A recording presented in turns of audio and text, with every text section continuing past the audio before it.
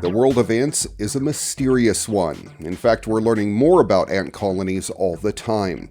However, you're going to be able to get your own hands on with an ant colony of your very own, or at least a photorealistic one. A new game is on the horizon called Empire of the Ants.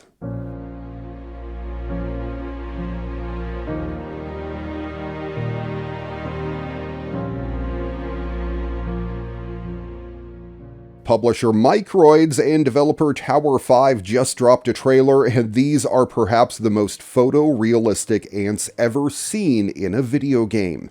As a matter of fact, the whole trailer's teeming with eye candy, which makes sense given the title was built using Epic Games' powerful Unreal Engine 5.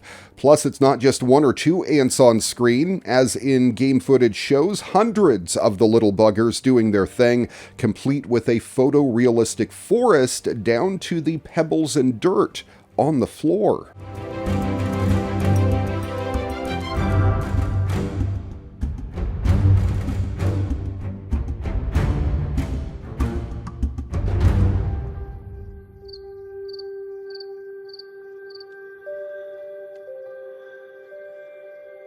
There's no release date yet, other than sometime in 2024, but the game's coming to both PC and unnamed consoles, likely meaning the PS5 and the Xbox Series S and X. Take a flight between the tallest volcano and the deepest canyon in the solar system in this amazing 3D reconstruction, the Mars Labyrinth of Night. In this new 3D reconstruction, it shows how the outer shell of Mars cracked under pressure, creating what they're calling the Noctis Labyrinthus. And as it expands eastward, it might be responsible for the long rift valley that is Valles Marineris. Research suggests that until recent geological times, the area had flowing lava and water lakes that might have had the right conditions to host life. The crisscross pattern of canyons in places 30 kilometers long and 6 kilometers deep is incredible. Landslides and large dune fields are found across the area, and it shows the surface level before the crust of Mars cracked. The incredible 3D rendering was created by the European Space Agency's Mars Express mission. The orbiter has been going around Mars since 2003, and its high-resolution stereo camera has delivered incredible new views of the red planet.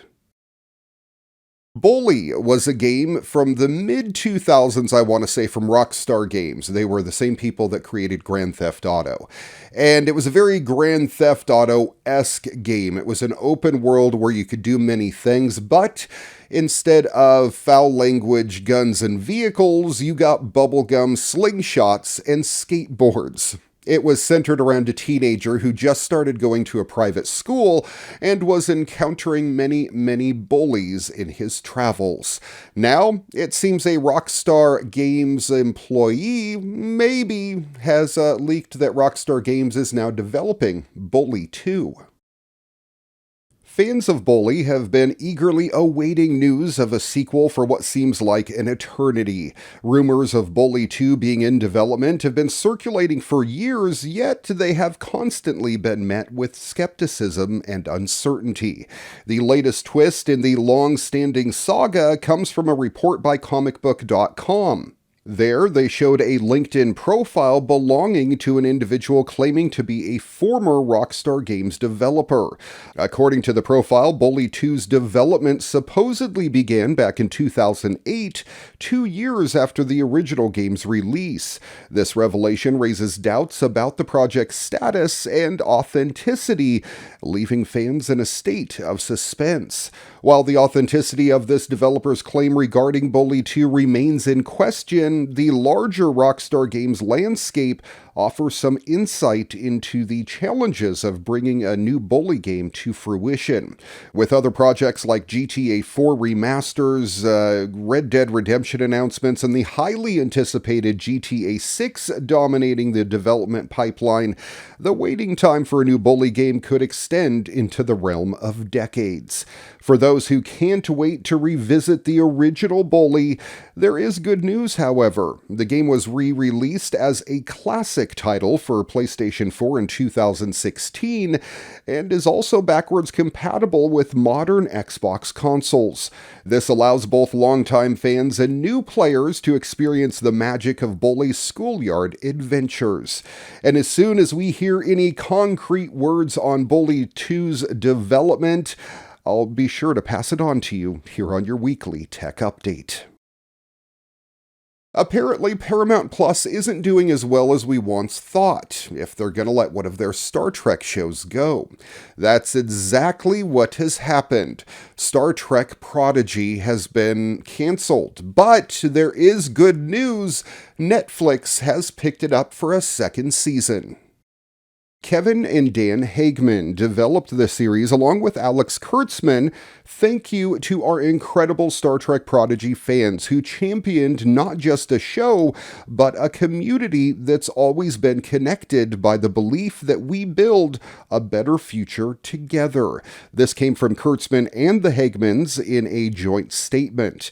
We set out to inspire you, but you inspired us. The team is still hard at work on the second season, and we can't wait to share it with the amazing fans around the world. Paramount has a number of Star Trek shows in various states of production. It was previously announced that Discovery would be ending with its upcoming fifth season, while both Star Trek Strange New Worlds and Star Trek Lower Decks had been renewed ahead of their new season premieres. Star Trek Picard recently ended with its third season, which was one of the best Star Trek seasons or series ever. I highly suggest it, especially if you watched the Next Generation back in the day.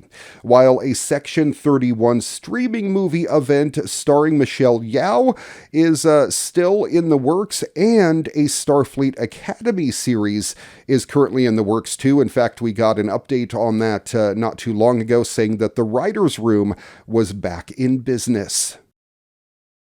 Oh, this could be a game changer for the medical industry. Heck, the entire world. It seems a new molecule has been discovered that kills even the most deadly of cancers.